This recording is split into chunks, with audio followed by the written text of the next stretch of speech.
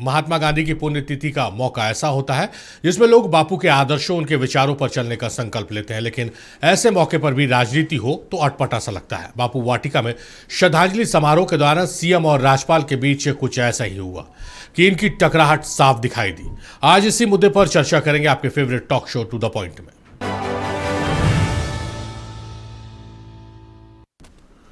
मुख्यमंत्री हेमंत सोरेन जो भी जब भी बोलते हैं वो राज्य और देश की खबर बनती है, लेकिन इस बार कुछ ऐसा हुआ कि उनका नहीं बोलना ही बन गई खबर और अब उनकी खामोशी के मायने ढूंढे जा रहे हैं। राजनीति में कहे की अहमियत होती है, लेकिन कभी कभी नहीं कहे की अहमियत ज्यादा होती है। मौका राष्ट्रपिता महात्मा गांधी की पुण्यतिथि का। राजधानी रांची के बापू वाटिका में महामहिम राज्यपाल, मुख्यमंत्री हेमंत सोरेन, मंत्री दीपिका पांडे सिंह और सांसद महुआ माझी मौजूद थे। राज्यपाल ने बापू को श्रद्धांजलि दी और फिर मुख्यमंत्री से 2 शब्द बोलने का आग्रह किया। आप बोल सकते हैं। आपकी बात हम बोलेगा। हाथ जोड़े राज्यपाल कह रहे हैं आप बोल देते तो थोड़ा ठीक हो जाता। आखिर क्या हुआ बापू वाटिका में जो राज्यपाल ने विनती की मुख्यमंत्री से कि मुख्यमंत्री जी आप चंद शब्द बोल दें। बापू वाटिका में आज का जो दृश्य दिखा हम आपको बताते हैं विस्तृत तौर पर। अभी तो आपने राज्यपाल के वो चंद सेकंड देखे हैं। ऐसा कम ही होता है कि बापू की पुण्यतिथि जैसा कार्यक्रम हो, राज्यपाल अपनी बात रखें और जब मुख्यमंत्री की बारी आए तब वो कहें कि हो गया, आपके बाद कोई और बोलता है क्या। इससे पहले कि हम मुख्यमंत्री के अनकहे को डिकोड करें, पहले आप महामहिम राज्यपाल का ये संबोधन सुनिए। आज माननीय मुख्यमंत्री जी अपने बीच में हैं। मैं भारत सरकार को बहुत बहुत शुभकामनाएं देना चाहूँगा कि उन्होंने दिशोम गुरु जी को सम्मानित करने का काम किया। ये वास्तव में इस पूरे राज्य के लिए भारत सरकार की रुचि प्रदर्शित करती है कि उनका कितनी रुचि इस राज्य के साथ है। तो मैं एक बार पुनः दिशोम गुरु के प्रति बहुत बहुत अपनी शुभकामनाएं। वास्तव में उनका नाम हमेशा अमर रहेगा और इस राज्य को बनाने में और इस राज्य की जिस प्रकार से उन्होंने सेवा की हम सबको निरंतर याद रहेगा। तो एक बार मैं फिर से भारत सरकार को बहुत बहुत आभार और शुभकामनाएं देना चाहूँगा। आप बोल सकते हैं। आपकी बात हम बोलेगा। राज्यपाल ने सीधे तौर पर केंद्र सरकार की तारीफ की और उन्होंने कहा कि गुरुजी को पद्म भूषण से सम्मानित किया गया है। ये बहुत बड़ी बात है। बापू की पुण्यतिथि पर दिशोम गुरु के बारे में कहना जरूरी न था, लेकिन राज्यपाल बोले और सिर्फ बोले ही नहीं, उनकी जमकर तारीफ भी की। लेकिन साथ ही साथ उन्होंने दिशोम गुरु को देश का 3रा सर्वोच्च नागरिक सम्मान पद्म भूषण दिए जाने को लेकर भारत सरकार का आभार जताया। वो भी तब जबकि 28 अगस्त 2025 को झारखंड विधानसभा ने सर्वसम्मति से दिशोम गुरु को भारत रत्न देने का प्रस्ताव पारित किया था। और हमारा संविधान कहता है कि राज्य का विधानमंडल राज्यपाल और 1 या 2 सदनों से मिलकर बनता है। यही वो बात थी जो मुख्यमंत्री को शायद ज्यादा पसंद नहीं आई, लेकिन राज्यपाल के पद की गरिमा का ध्यान रखते हुए वे खामोश रहे। लेकिन जो वो चाह कर भी नहीं बोल पाए, उसे मंत्री दीपिका पांडे सिंह ने आवाज दे दी। आदरणीय राज्यपाल महोदय ने, आदरणीय मुख्यमंत्री जी ने भी यहाँ श्रद्धांजलि व्यक्त की है। गवर्नर साहब ने अभी भारत सरकार को हम झारखंड के गांधी दिशोम गुरु जी को पद्म भूषण देने के लिए भारत सरकार को धन्यवाद दिया है। इस सम्मान के लिए हम लोग भी धन्यवाद करते हैं, लेकिन मुझे लगता है कि झारखंड की आत्मा दिशोम गुरु जी को सही सम्मान तब होगा जब उन्हें भारत रत्न दिया जाएगा और राजभवन, लोक भवन के माध्यम से झारखंड की इस भावना को आगे बढ़ाया जाएगा, ऐसा हम लोग उम्मीद करते हैं। धन्यवाद। आप बोल सकते हैं। आपकी बात हम बोलेगा। हम झारखंड के गांधी दिशोम गुरु जी को पद्म भूषण देने के लिए भारत सरकार को धन्यवाद दिया है। इस सम्मान के लिए हम लोग भी धन्यवाद करते हैं, लेकिन मुझे लगता है कि झारखंड की आत्मा दिशोम गुरु जी को सही सम्मान तब होगा जब उन्हें भारत रत्न दिया जाएगा और राजभवन, लोक भवन के माध्यम से झारखंड की इस भावना को आगे बढ़ाया जाएगा, ऐसा हम लोग उम्मीद करते हैं। धन्यवाद। महात्मा गांधी मौन में माहिर थे। वे इसे आत्मशुद्धि के औजार से लेकर राजनीति के हथियार की तरह इस्तेमाल करते थे। उनकी पुण्यतिथि पर मुख्यमंत्री हेमंत सोरेन ने भी अपने मौन से बहुत कुछ कह दिया। जनता के जज्बात, अपने दिल की बात, राजनीति की कायनात और खाली हाथ। आपको बताएं कि जिस दिन पहली बार पद्म भूषण के सम्मान की घोषणा होती है, उसी दिन मुख्यमंत्री का एक ट्वीट आता है। उस ट्वीट में उन्होंने स्टार्टिंग में केंद्र सरकार को धन्यवाद दिया, लेकिन उसके बाद जो है अंतिम लाइन, जो अंतिम वर्ड थे वो यही थे कि गुरुजी भारत रत्न थे और हैं और रहेंगे। तो सीएम की खामोशी बहुत कुछ कह रही है। आज वो तस्वीरों में देखा गया है कि आज फिर भारत रत्न ना मिलने की एक टीस है जेएमएम को, सत्ता को, और उसी की टीस आज नजर आई है। हेमंत सोरेन जो मुख्यमंत्री हैं राज्य के, उन्होंने ना कहते हुए भी बहुत कुछ कह डाला है, जिस मसले पर हम चर्चा करेंगे। हमारे साथ मेहमान जुड़ रहे हैं स्टूडियो से, मेहमानों का तारुफ कराएंगे, उसके चर्चा को हम आगे बढ़ाएंगे। हमारे साथ बीजेपी से प्रदीप सिन्हा साहब हैं। प्रदीप जी, बहुत स्वागत है आपका। और धर्मेंद्र तिवारी जी हैं, जेडीयू के नेता हैं। बहुत स्वागत है धर्मेंद्र जी आपका। प्रदीप जी से शुरू करेंगे। प्रदीप जी, किस रूप में देख रहे हैं आज बापू की पुण्यतिथि के अवसर पर राज्यपाल ने इंसिस्ट किया, एक तरह से कहा जाए, मुख्यमंत्री हेमंत सोरेन को बोलने के लिए, लेकिन वो बोले नहीं, एक शब्द भी उन्होंने नहीं बोला, वो खामोश रह गए। क्या वो भारत रत्न नहीं मिलने की जो टीस है वो खुलकर सामने आ रही है और उस खामोशी के यही मायने हैं? नहीं, टीस जो थी वो तो दीपिका पांडे ने व्यक्त कर दिया, लेकिन राज्यपाल महोदय के आग्रह के बावजूद मुख्यमंत्री का ना बोलना, मैं समझता हूँ एक तरह से ये असम्मान प्रकट करना है। और खासकर वैसे अवसर पर जब पूरा देश महात्मा गांधी की जयंती मना रहा हो, उस अवसर पर अगर आप खामोशी के जरिए कोई संदेश देना चाहते हो तो मैं समझता हूँ ये उचित नहीं था। आप बोल सकते थे, और जहाँ उचित फोरम हो वहाँ अपनी बात रख सकते हैं। विधानमंडल से प्रस्ताव पारित होकर गया है, तो हो सकता है कि भारत सरकार बाद में इस पर विचार करे, लेकिन ये कोई अवसर नहीं था जब राज्यपाल के आग्रह के बावजूद भी उन्होंने बोलने से इनकार कर दिया। तो एक तरह से ये मैसेज जाता है कि न तो सत्ता के जो शीर्ष पर लोग बैठे हैं उनको इस बात का बोध है कि राज्यपाल महोदय की बातों को कैसे दरकिनार करना, और गांधी जयंती के अवसर पर जिस तरह से अगर राजनीति की भाषा में बात की जाए तो मैं तो समझता हूँ कि ये बापू की जो जयंती मनाई जा रही थी उसके प्रति असम्मान है। चलिए धर्मेंद्र जी का रुख करते हैं। धर्मेंद्र जी, पर एक चीज़ जो बात आ रही है कि भाई 5 लोगों को पद्म विभूषण दिया गया, जिसमें स्वर्गीय धर्मेंद्र भी हैं, और बीजेपी के धूर विरोधी रहे वीएस अच्युतानंदन को भी पद्म विभूषण दिया गया है। और गुरुजी को, जिन्होंने झारखंड अलग राज्य के लिए लड़ाई लड़ी, गुरुजी का परिचय देने की ज़रूरत नहीं है कि उनका योगदान क्या कुछ झारखंड के लिए और झारखंडियत के लिए रहा है। उन्हें तीसरा सबसे सर्वोच्च नागरिक सम्मान दिया गया है, पद्म विभूषण भी नहीं दिया गया, लेकिन यहाँ से भारत रत्न की मांग है। किस रूप में इसको देखते हैं? क्या वो टीस अब बाहर आ रही है? हालांकि मुख्यमंत्री ने कुछ नहीं कहा, लेकिन जैसा प्रदीप जी ने भी कहा कि दीपिका पांडे सिंह जो मंत्री हैं, उन्होंने पूरी बातें क्लियर स्पष्ट कर दी।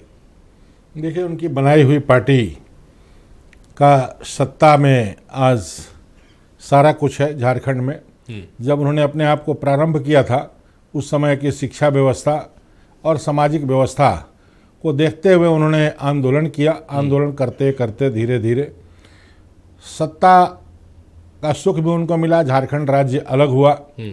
उन्होंने आदिवासी बहुल क्षेत्रों के बारे में सोचा, और जिस तरीके से हमारे अटल बिहारी वाजपेयी जी ने इतने आंदोलन के बाद झारखंड दिया, तो झारखंड मिलने का क्रेडिट यहाँ लोकल में झारखंड राज्य में शिबू सोरेन को ही जाता है। जी। और शिबू सोरेन जी को जब उनकी सरकार जो यहाँ है, जो उनके नेतृत्व करता हेमंत सोरेन जी हैं, उनके पुत्र हैं, उन्होंने यहाँ से पास करके भेजा, तो सरकार को, केंद्र सरकार को विचार करनी चाहिए, नियम परिनियम क्या है ये सोच समझ करके निर्णय लेना चाहिए। अभी जो सम्मान दिया है, केंद्र सरकार हो सकता है कि वेट कर रही होगी कि हम स्टेप बाय स्टेप जो है सम्मान देंगे।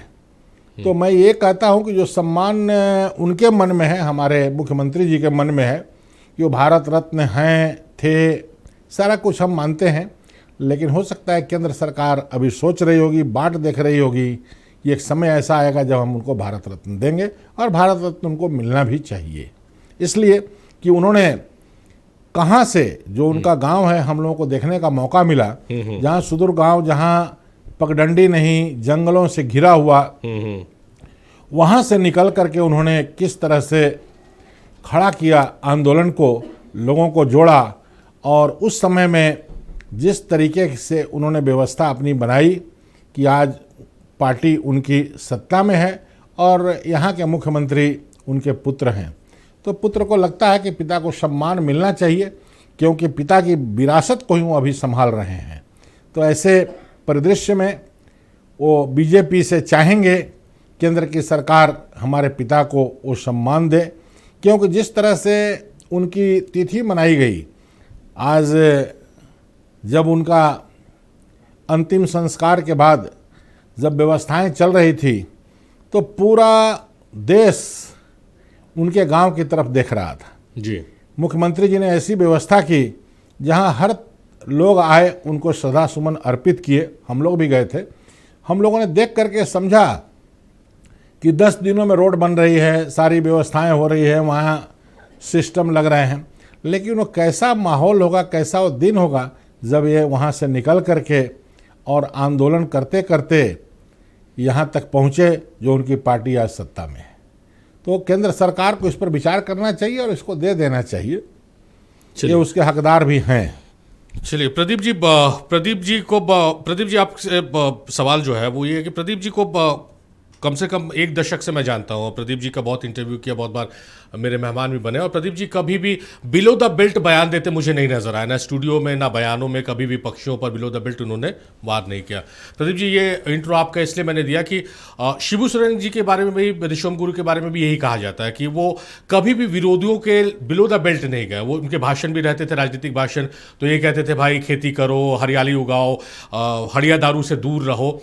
उनका जो कद है और उनका जो योगदान है ट्राइब्स के लिए और झारखंड के लिए, आपको नहीं लगता है कि पुनर्विचार की आवश्यकता नहीं होनी चाहिए थी इसमें? देखिए, उनके व्यक्तित्व से किसी को इनकार नहीं है, और पद्म भूषण जो दिया गया निश्चित रूप से कुछ उपलब्धियां रही होंगी तभी तो दिया। ऐसे अरे गहरे किसी को नहीं दिया जाता। निश्चित रूप से उनकी उपलब्धियों पर विचार विमर्श हुआ और कैबिनेट ने फैसला किया होगा कि उनको पद्म भूषण दिया जाए। और जो डिमांड होती है, सभी डिमांड एक ही बार में पूरा हो जाए ऐसा भी नहीं होता है। और मैं ये भी नहीं कह रहा हूँ कि चैप्टर क्लोज हो चुका है, आगे पुनर्विचार हो सकता है उस पर। और भारतीय जनता पार्टी अपने ना तो विरोधियों को कभी कमतर आंकती है, ना अपने समर्थकों को बढ़ा चढ़ा कर पेश करती है। हम देश में एक ऐसा समावेशी माहौल बनाना चाहते हैं जहाँ जिसकी जो उपलब्धि हो उसको उचित स्थान मिले। आपने देखा होगा किस तरह से पद्म भूषण, पद्म विभूषण और जो अन्य पुरस्कार होते हैं सुदूरवर्ती क्षेत्र के लोगों को दिया गया, जो गुमनामी में रहते थे वैसे लोगों को बाहर निकाल कर दिया गया। तो कहीं ना कहीं मैं समझता हूँ कि झारखंड मुक्ति मोर्चा के नेताओं को भी थोड़ा संयम बरतने की आवश्यकता है, और अतिरेक में कोई ऐसी बात ना बोली जाए या फिर बॉडी लैंग्वेज ऐसा ना हो कि बात बिगड़ने की नौबत तक आ जाए। पर ये प्रदीप जी, हालांकि विरोधी यहाँ पर नहीं है, लेकिन विरोधियों का जो कहना है कि भाई 5 लोगों को पद्म विभूषण दिया गया, उसमें 3 लोग जो हैं वो केरला से आते हैं क्योंकि वहाँ पर चुनाव है, और जैसा मैंने जिक्र भी किया था कि VS अच्युतानंदन जो अधूर विरोधी रहे हैं भारतीय जनता पार्टी के, उन्हें दिया गया। तो क्या इसमें राजनीति की बू आती है या फिर आपके काम, आपके संघर्ष के आधार पर ये सारी चीज़ें होती है सम्मान? देखिए, भारतीय जनता पार्टी ये मानती है कि हम चुनाव को देखकर कोई फैसला नहीं करते। अब ये वही दल हैं जो 1 नेशन 1 इलेक्शन का विरोध करते हैं। एक बार में अगर सारे देश का चुनाव हो जाए, विधानसभा लोकसभा का सारा चुनाव हो जाए, तो मैं समझता हूँ कि ये आरोप जो बार बार भारतीय जनता पार्टी पर लगाते हैं वो चैप्टर ही क्लोज हो जाएगा। और अच्युतानंदन हो चाहे धर्मेंद्र हो, उनकी उपलब्धि मैं समझता हूँ कि खासकर धर्मेंद्र की जो सिने जगत में उनकी उपलब्धियाँ रही वो देश की सीमाओं से ही बाहर गई। तो किसी पर प्रश्न खड़ा करना कि नहीं उनको अमुक मिल गया, मुझे कम मिला, इस बात की बजाय आप अपने जो आपका जो डिमांड है उस पर आप प्रेस करें, आगे भी उसको आगे बढ़ाने की कोशिश करें। तो मैं समझता हूँ कि एक स्वस्थ माहौल में अगर बातचीत रखी जाएगी तो निश्चित रूप से केंद्र सरकार इस पर भी विचार करेगी। चलिए धर्मेंद्र जी, पहले सवाल के जवाब में आपने कहा कि भाई पुत्र हैं हेमंत सोरेन, तो कोई भी पुत्र चाहेगा कि भाई उनके पिता का सम्मान हो, सम्मान बढ़े उनका। लेकिन जैसा आप भी जिक्र कर रहे हैं कि नेमरा जैसे छोटे से गांव से निकलकर वहां पर आंदोलन कर जंगल की खाक छान कर उन्होंने झारखंड अलग राज्य की परिकल्पना की और उसे साकार भी किया। सिर्फ काम के आधार पर देखा जाए और जो काम किया उन्होंने, जो संदेश गुरुजी दे के गए हैं, उस संदेशों के आधार पर उनका कद कम आंका गया, मुझे ऐसा लगता है। जो 30 है सत्ता पक्ष को, कांग्रेस भी बार बार कह रही है, जेएमएम के नेता तो लगातार कह ही रहे। देखिए, मैंने भी कहा और प्रदीप जी भी वही बात कहे कि अभी ये चैप्टर क्लोज नहीं हुआ है और इस चैप्टर में रास्ते में कुछ न कुछ और होगा। आने वाले समय में जो यहाँ से विधानमंडल ने पास करके भेजा है भारत रत्न के लिए, हो सकता है कि उचित समय आएगा तो भी सम्मान मिलेगा। हम लोग चूंकि इस प्रदेश में रहते हैं, इस प्रदेश को जानते हैं कि जंगल का ये, नदियों का, झरनों का, पहाड़ों का ये प्रदेश है। यहाँ सुदूर गांव में कैसी व्यवस्था है, शिक्षा की व्यवस्था हो, चिकित्सा की व्यवस्था हो, उस व्यवस्था में पलना, जन्म लेना और शहर तक आकर के सत्ता में काबिज होना, ये बहुत बड़ी बात है, बहुत बड़ी उपलब्धि है। हर किसी में कुछ कमियां होती हैं, अच्छाइयां भी होती हैं, लेकिन हम लोग ज़्यादा अच्छाइयों को देखते हैं ताकि उनसे सीखना क्या है। अब वो इस धरती पर नहीं है, उनकी कमियां खत्म हो गई, अब उनकी अच्छाइयों को हम देखते हैं। तो जिस तरह से उनके पुत्र ने जनता का, हमारे प्रदेश देश के लोगों का ध्यान आकृष्ट कराया उनके गांव में, जो हम कहते हैं, हमारे सोहनलाल द्विवेदी जी कहते थे कि है अपना हिंदुस्तान कहाँ जो बसा हमारे गांव में। तो गांव की ओर से निकल करके यहाँ तक पहुँचना उनकी बहुत बड़ी उपलब्धि है। लेकिन जो प्रदीप जी ने अभी बताया कि समय आने पर या पुनः विचार करना चाहिए, सरकार को पुनः भेजना चाहिए जी। और हमारा जो लोक भवन है जरूर इस पर संज्ञान लेगा, हमारी केंद्र की सरकार जरूर संज्ञान लेगी। चलिए एक बार आते हैं धर्मेंद्र जी आपके पास। हमारे साथ राज उराव जुड़ गए, हमारे मेहमान स्टूडियो में उन्हें आना था लेकिन कुछ कारणवश वो नहीं आ पाए, लेकिन फोन लाइन पर वो मौजूद है। राज, स्वागत है आपका नक्षत्र न्यूज में। धन्यवाद। राज, जो हम चर्चा कर रहे हैं कि आज बापू की पुण्यतिथि पर आयोजित कार्यक्रम में मुख्यमंत्री का वो दर्द, वो टीस उभर कर सामने आई कि उन्होंने आज संबोधित करने से मना कर दिया। लगातार मांग उठते रही है भारत रत्न की, और हमारे साथ जो गेस्ट यहाँ मौजूद है, बीजेपी की तरफ से प्रदीप सिन्हा साहब हैं, धर्मेंद्र तिवारी जी हैं जेडीयू के, वो भी इस बात की वकालत कर रहे हैं कि हाँ मिलेगा, मिलना चाहिए और ये पहला सम्मान है, हो सकता है कि इस पर विचार हो और फिर आगे भारत रत्न मिले। मुझे लगता है कि इसमें तो कोई राजनीति है नहीं, इसमें कोई भी पक्ष हो विपक्ष हो, सभी चाहते थे कि दशम गुरु शिबू सोरेन जी को भारत रत्न मिले। और उनकी जो संघर्ष रही जिंदगी में, जिससे उन्होंने आदिवासी मुद्दों को लेके उन्होंने प्रखर रहा, अलग राज्य का निर्माण का उन्होंने आंदोलन लड़ा, और जिस तरह से उन्होंने एक महानायक के रूप में हमारे झारखंड में उनका नाम लिया जाता है गुरु के तौर पे, ये उन्हें, मुझे लगता है कि पद्मश्री उनके लिए छोटा है, भारत रत्न ही से नीचे उनको मिलना भी नहीं चाहिए। और अगर सभी चाह रहे हैं, हमारे प्रदीप जी भी बोल रहे हैं, तो निश्चित ही है कि इसका स्वागत हम लोग भी करेंगे कि अगर वो बढ़ चढ़ के आगे अगर मांग रखते हैं कि इन्हें भारत रत्न से नीचे ना मिले। और जिस तरह से उनके निधन के बाद ये सम्मान दिया जा रहा है, एक तरह से मान के चलिए कि झारखंड को सम्मान दिया जा रहा है। चलिए राज, एक और तस्वीर जो इस खबर में, एक खबर ये भी है कि जिस तरह से जहां पर भी बीजेपी, गैर बीजेपी शासित राज्य है, वहां पर लोक भवन और सत्ता में टकराव जो होता है वो देखने को मिलता है। आज उसकी तस्वीर साफ देखने को मिली है कि राज्यपाल इंसिस्ट कर रहे हैं, राज्यपाल बोल रहे हैं, लेकिन मुख्यमंत्री को वो पीड़ा, वो टीस है कि भाई वहाँ पर राज्यपाल ने अपने भाषण में कहा कि वो 2-3 बार उन्होंने दोहराया कि केंद्र का हम धन्यवाद करते हैं कि इस सम्मान से नवाजा गया दिशोम गुरु शिबू सोरेन को। बाद में आकर दीपिका, जो मंत्री हैं दीपिका पांडे सिंह, उन्होंने बात पूरी मुकम्मल की कि आप सम्मान के लिए धन्यवाद तो कर रहे हैं लेकिन हकदार वो भारत रत्न के हैं। तो वो टकराव भी देखने को मिला आज ओपन मंच पर। देखिए, दिशम गुरु शिबू सोरेन जी सबके पिता थे, वो सिर्फ हेमंत सोरेन जी के पिता नहीं थे, हम सबके गुरु थे, हमारे पिता समान थे और हम उन्हें अपने गार्जियन मानते थे। और एक कतई भी झारखंड की जनता कतई भी नहीं चाहेगी कि उन्हें भारत रत्न से नीचे मिले। ये पहला बार मौका था एक वीर योद्धा को सम्मान देने का, तो आज भी हम लोग चाहेंगे कि उन्हें भारत रत्न मिले। दर्द है सभी को, पर लोक भवन में जिस तरह से उन्हें आज महात्मा गांधी की पुण्यतिथि पे आज देखने को मिला कि तो उनका दर्द था। माननीय हेमंत सोरेन जी का मुख्यमंत्री है, पर एक बेटे भी है, प्लस इस राज्य के मुखिया भी, और हम भी मानते हैं कि हम लोग भी इस राज्य के अंग है, उन्हीं के वंशज है, एक ही खून है, किसी का अलग खून नहीं है, तो दर्द तो होगा ही। चलिए राजीव, लौटते हैं आपके पास, प्रदीप जी का रुक करते हैं। प्रदीप जी, वही सवाल आपसे कि इधर हाल के दिनों में लोक भवन और सत्ता पक्ष जहां पर गैर बीजेपी शासित राज्य है वहां पर टकराव देखने को मिलता है। आज वो चीज़ें साफ देखने को मिली, साफ ओपन मंच पे ये चीज़ें सबके सामने थी। मैं तो समझता हूँ कि राज्यपाल महोदय ने जो अपनी ओर से रजिस्टर किया और मुख्यमंत्री जी को आग्रह किया कि आप भी कुछ बोलें। अब आप बताएं कि इसमें कहाँ लगता है कि राजभवन, लोक भवन और सत्ता के शीर्ष के साथ टकराव हो सकता है। लेकिन मैं तो मानता हूं कि मुख्यमंत्री जी को थोड़ा सम्मान का भाव दिखाना चाहिए था। संतोष गंगवार जी ने जिस तरह से पेशकश किया उसका सम्मान किया जाना चाहिए था, लेकिन उनकी बात को ठुकरा कर, ठीक है, पोलाइटली ही उन्होंने कहा कि नहीं, आपके बोलने के बाद मेरा बोलना क्या रह जाता है। लेकिन ये अवसर ऐसा नहीं था जिसमें उनको नाराजगी व्यक्त करनी चाहिए थी।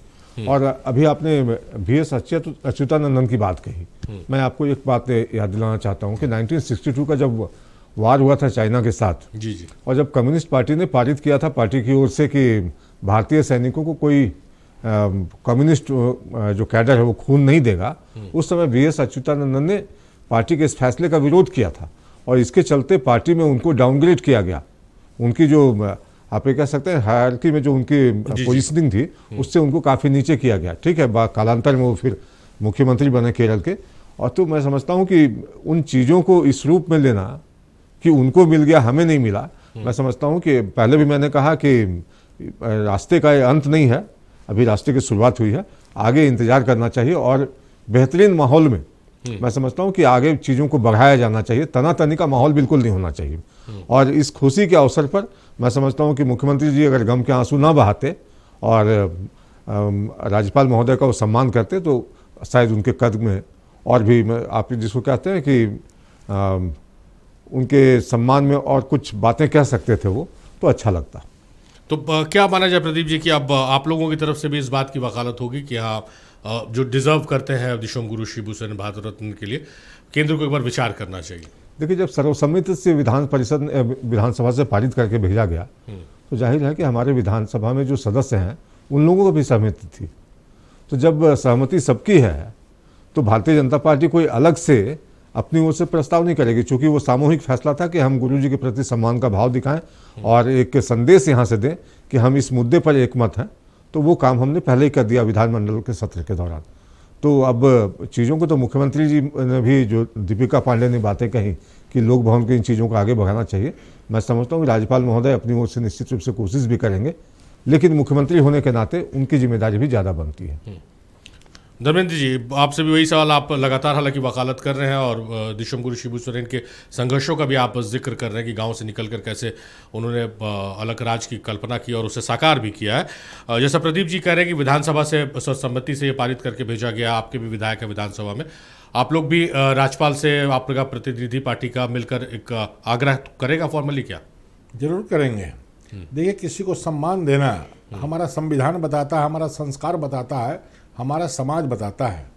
सम्मान देने में कहीं कोई दिक्कत नहीं है, लेकिन उनकी उपलब्धियों को देखते हुए जो सम्मान केंद्र सरकार ने अभी दिया है, हो सकता है और गहन उनका परीक्षण किया जा रहा होगा, जांच किया जा रहा होगा और उनकी क्या क्या उपलब्धियां रही हैं, क्योंकि अब इतिहास के पन्नों में वो आ गए हैं। तो इतिहास के पन्ने, उनके कार्यों को हम थोड़ा कुछ जानते हैं, लेकिन बहुत सारी चीज़ें, जैसे अभी प्रदीप जी ने बताया केरल के बारे में कि जब वो 62 का वार हुआ उसमें खून देने की बात कही गई, लेकिन फिर भी उन्होंने उसका विरोध किया। कालांतर में वो सीएम बने, 11 वर्षों तक वो सीएम रहे। लेकिन जो स्थितियां पैदा हुई, हमारे केंद्र सरकार ने, हमारे इतिहास ने उस चीज़ को देखा कि उन्होंने उसका विरोध किया था कि नहीं, हम सबों को, सैनिकों को, जो हमारे देश के सैनिक हमारे लिए लड़ते हैं, उनको खून देना चाहिए। वो सम्मान मिला है। हमको लगता है कि वो छोटी सी चीज़ जो अभी प्रदीप जी ने याद दिलाई, उसको देख करके दिया गया होगा। लेकिन हम लोग यहाँ चूँकि रहते हैं तो बहुत सारी चीज़ों को जानते हैं, सुने हैं, लोगों से पढ़े हैं शिबू सोरेन जी के बारे में। केंद्र की जो सरकार, वहाँ जो टीम बैठी हुई है, कमेटी बैठी हुई है, वो केवल विधानसभा में जो पारित आदेश है उसको सोच रही होगी, देख रही होगी। हो सकता है कमेटी उस पर गहन चिंतन करेगी और करके उनको देर सवेर देगी ही देगी, भारत रत्न उनको मिलेगा, ऐसा विश्वास है। चलिए राज हमारे साथ जुड़े हुए हैं।